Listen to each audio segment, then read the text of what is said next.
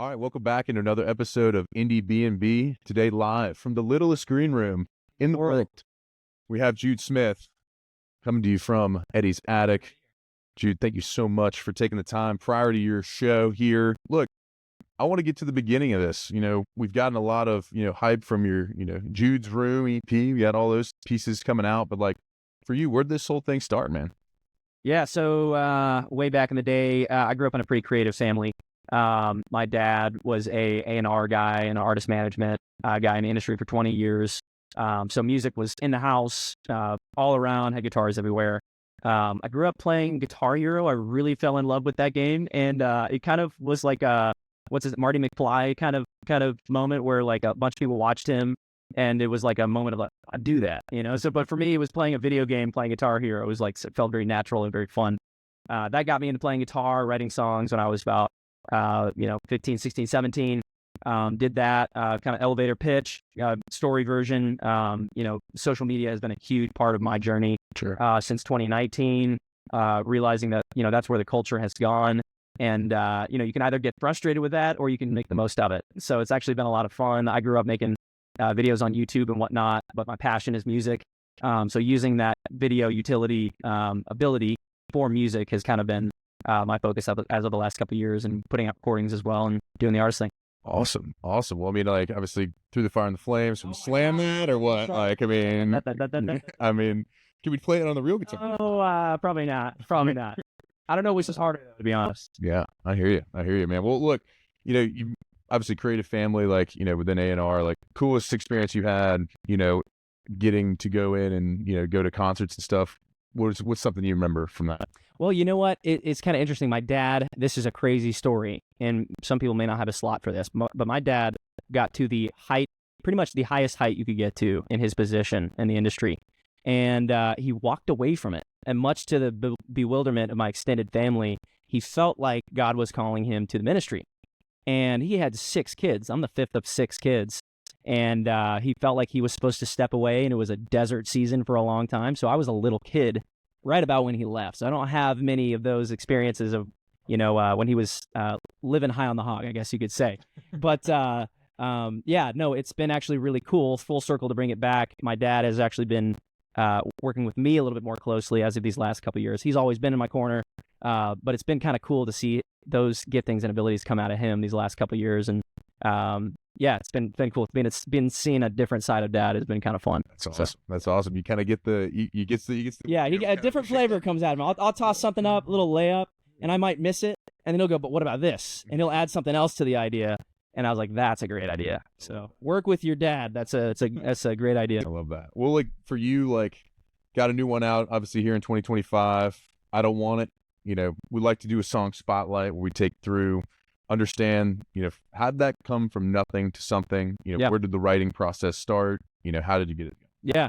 Well, to demystify it for anyone who's wondering like how songs are created, that was actually a jam session between me and a buddy. He came over one day, very chill. He's a great guitar player. His name's Ian. What's up, Ian?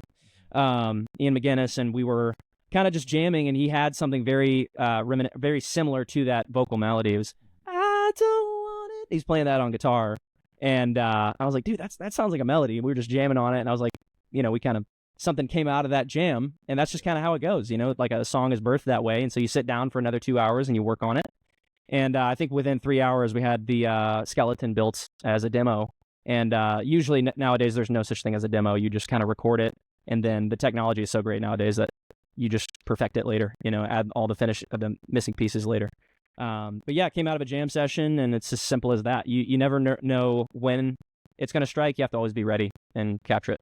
Awesome. So one of the things that I did my research here, you talked through on the last track of Jude's Room, if people haven't gotten to it or if they've, haven't skipped it because, we're going through the album and all the credits and things, interesting, piece that kind of those things kind of, it's one of your highest things on Spotify. It's going to put you on the map. A lot of it is from jamming, right. Where did the, take me through Jude's Room, what that, has kind of meant for you. And Yeah. Well, at the time, it was the worst time to do something like that because COVID had just come about. It was March 2020. So we were hearing about this coronavirus, everyone was calling it at the time.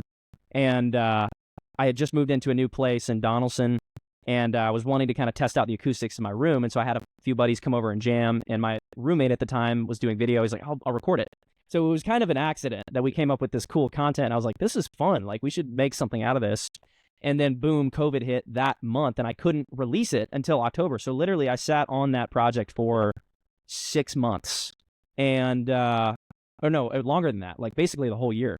And it came to be about October, November, and I decided I need to like finish this thing off and record a few more, make an album out of it. So it was the worst time, and probably a lot. Maybe some people criticized me for it at the time because we all remember we were social distancing then, and obviously within reason, we were all doing our best at the time. Yeah. But it ended up being like the perfect time to release something like that because people really missed getting together. Yeah. And the musician scene really struggled around then because, as you can see in some of the videos, if you watch them on YouTube, we were wearing masks. We were just doing the best we could. And but it was a really cool, refreshing way to get music back together again. And I remember the comments when it came out that people really enjoyed. It was like a breath of fresh air, seeing musicians in a room again. So, and the thing I enjoy the most is I play a lot of my own, recordings when I'm putting songs together. But it's really fun getting a bunch of guys in a room together and getting to show them off. Yeah. And show off how cool my friends are. So that was a big joy for me. I mean, it's certainly like if people haven't listened to it, definitely go check out. First, I Don't Want It first, just because we gotta get the new one out there, new single, the feels, and then get into Jude's room and take a chance, just sit back and relax and enjoy the ride. I mean, I love the covers in that, the kind of the intertwined pieces. You do a lot of that in your work. Like what makes you want to do? What makes you pick a song to cover? What makes you want to kind of put those things out as well? Well, I think we only covered like a few. It's kind of a random way to end an album. We did a few Christmas covers because at the time it was December. We were finishing up the album. It was like, let's finish this off with a few Christmas songs. It's kind of a unorthodox album, but I'm a big Vince Guaraldi fan, and it was at the time I was going through a huge Charlie Brown phase, and Charlie Brown is not just a kid's. I mean, that music is incredible. It really is. If you've not studied it, it's pretty incredible music. So it was just enjoyable music that we all had fun playing, and that was simply it. We just wanted to record our own take of it. Gotcha. And we also wanted to, for no reason, make Linus and Lucy halftime. So we had to do it. Well, within your like Jude room, like recordings and like on the videos, like, I want you to rate everybody's kind of like, I call it a funk face, so when people are really getting in the groove, if you could power rank the people who are involved in that in their funk face, that'd be excellent. Okay, number one. Let me just give you number one. Can I just give you number one? Yeah, Andy Kata. He's a keys player, friend of mine, producer. When Andy gets into it, we'll have to show this to him. But Andy, dude, when you get into it, man, you go to another realm. I don't know where you are, and I want you to take me with you. So I would say Andy had some pretty fun moments on that one. The funk face. Yeah. Hey, nothing like it. Yep. Yeah, get it in there. So, we're about to get into, a tour. Are we mid-tour? Where we at in your... Yeah, so we've been just kind of doing some one-off shows this spring. We're not on like an official run right now. Gotcha. We're staying in the Southeast area, so we're here in Atlanta tonight, playing at Eddie's Attic. And we've got a longer run in the works for July and August. Won't speak too soon, but we're putting some pieces together for a song that's going to be released this year that we want to put a tour around. So right now we're just kind of doing some one-offs, and here we are. So for like something like this, I was really interested in how you can lay out the set list, right? Like, are we getting everybody high to begin with? We getting everybody, kind of bringing it low and bringing it up? Like, what's your philosophy there? The set list is an art form. It is literally, it's not just, I'm going to play all these, I'm going to try to cram in as many of my favorite songs as I can. You can actually have, say, 9 songs. We're doing 10 songs tonight, so say 10 songs. You can have 10 songs in the wrong order, and it could be a terrible set. But you put them in the right order, and you chop off this guitar solo here, and suddenly the whole thing feels right. So, and it's the same thing in a musical conversation where you can have G, C, D, E minor, or G, C, D, A minor, but the way that you play those in order equals something different, and it conjures up a different emotion. So it's all about a ride. It's the songs, we bring people to a different emotion in a different place. But when you put that in, say, the chord progression or the conversation of you put different words in a different order, it means a different thing. So without getting too nerdy with it beyond that, I would say, we're going to start it off pretty big tonight. We're going to start off with some a lot of distortion, and then we're gonna get into some '80s clean stuff toward the end, and we go all over the place. So, but it's a roller coaster ride. You want to bring people highs and lows, and transitions really matter. That's what puts on a good show, I think. So yeah, I mean, I think like with your type of music, I was listening to it on the way here in some Atlanta traffic. It was making it bearable, of course, and like the I get a lot of kind of I always think about the guitar. I hear Lawrence, I hear Parcels, I hear some Cool. different pieces into those parts, but like I could imagine a show is, hey, we're gonna go and jam, and like, do you guys do the people you're playing with tonight, like, do you have like kind of that Vulcan mind meld where you guys know where everybody's going and like what's happening there? Yeah, for sure. There's definitely chemistry there. The guys I'm playing with are not just hired guns; they're actually brothers in my life, and that's so awesome. Like getting to play with guys who I actually vibe with and enjoy talking with, and that's invaluable. But yeah, we've got moments where we leave it open for sure, and then there's also moments where we strategically cut it off because it's time to get the next one. So can't be too many guitar solos because that gets a little annoying after a while, even as much of a guitar fan as I am. So it's all about remembering that you're bringing the crowd on a journey, and each song is a different word in that conversation. And how long did it take you guys to get that kind of chemistry? You mentioned you guys are brothers. Like, I mean, like, I talked to one band, Stolen Gin. They said, hey, like, we are, this took film study for us to get to this point, right? Have you guys, has that been a part of the, like, all right, no, I know how to read this gentleman here and I can get him where I need to be? Or... Yeah. Well, it's interesting. Tonight is the first time I'm playing with my brother-in-law. He's on bass. So he's done great, man. We've been rehearsing with him for the past. We only did 2 rehearsals the last 2 weeks, and he's fit in great. But you know what? Honestly, it's kind of funny. We all play at church together a lot, so we have a lot of chemistry there, actually.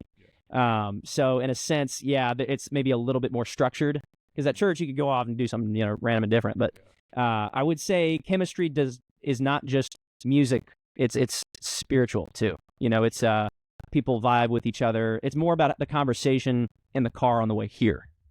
That kind of chemistry too is like what's important, So in that sense, that goes pretty deep. I love that. I mean, for getting together and like, I mean, having all these, pieces, put together and having to, work it all together. It's always like an amazing, part of just the show to me is like, man, these guys obviously did some rehearsal. And, I've been to shows where it didn't look like they did a lot of rehearsal, but they came out there and ripped it anyway, right? Sure. So it's like interesting. But like for you, like I always ask this: somebody who's never seen you before, somebody walking in here for the first time, like or somebody in the future walking in to a show, like what do you want them to feel when they leave? What's the feeling?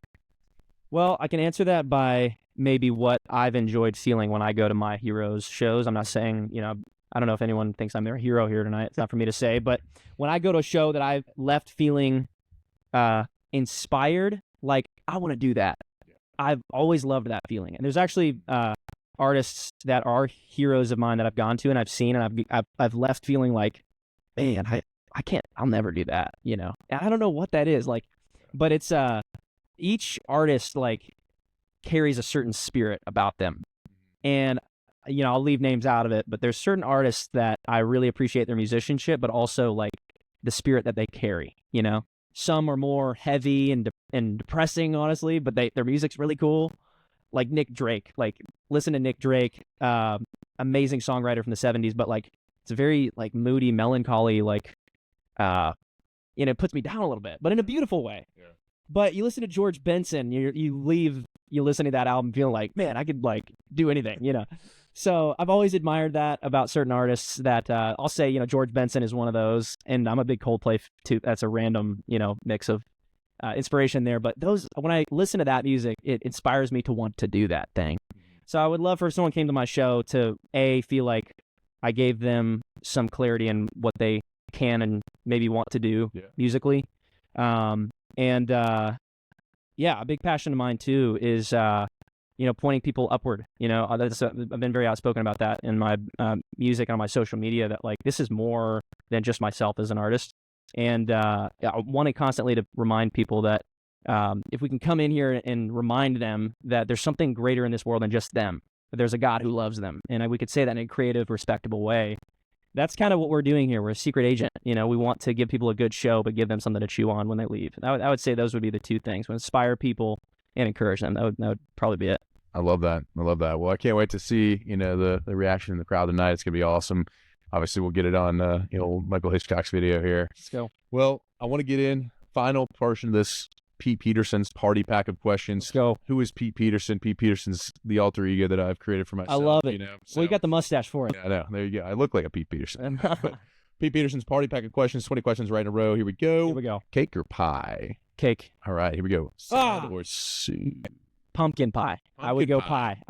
He's But no rolling other back. pie. He's rolling back. pie. No other pie, only pumpkin pie. Just pumpkin. Squash. The squash, man. All right. Yes. Salad or soup? With the right, that's so tough. With the right dressing, salad.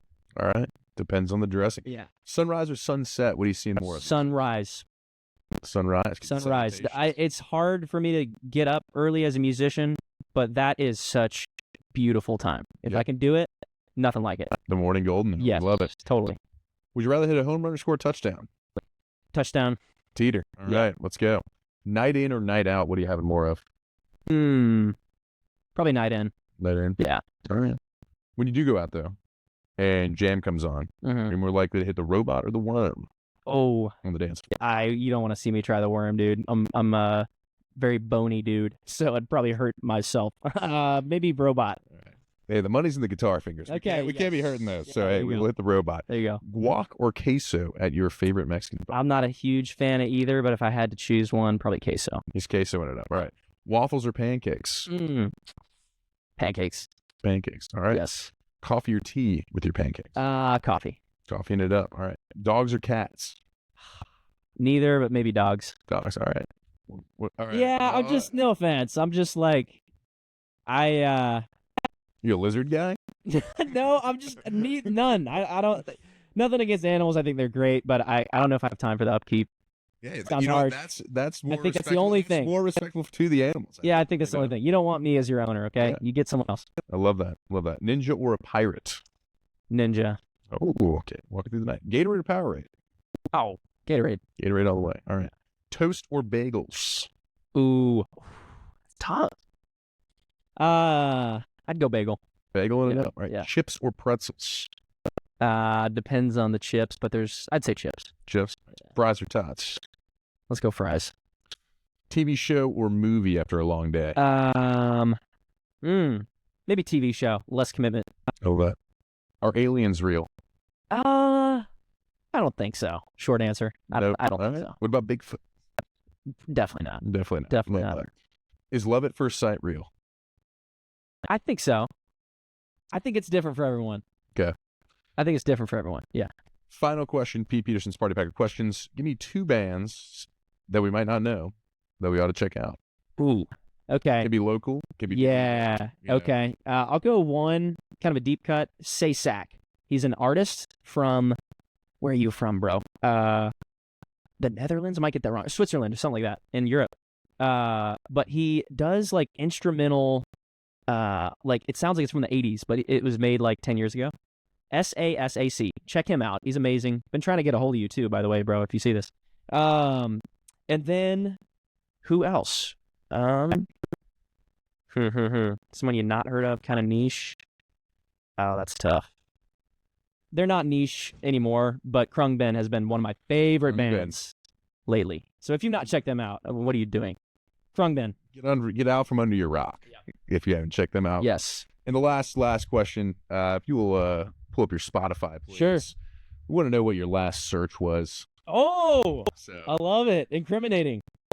and I'll pull mine out. Oh, no. Do I have to say? You got to say Well, it, we so- were rehearsing. It's my song. Oh, no. I used to be late. It doesn't count. That No? doesn't count. That doesn't count. Okay, here's a song called Cats on the Ceiling by Ruel. Cats on the Ceiling by Ruel.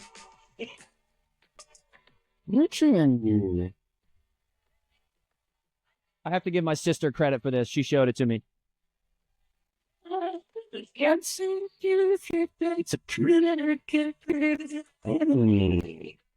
Pretty great. That's awesome. Pretty cool. Mine are, I had a buddy text me. He goes, "You ever heard of the band Sex on Toast?" I've Oh, not listened wow, yet. no. Haven't listened yet, but we'll see how that goes. Okay.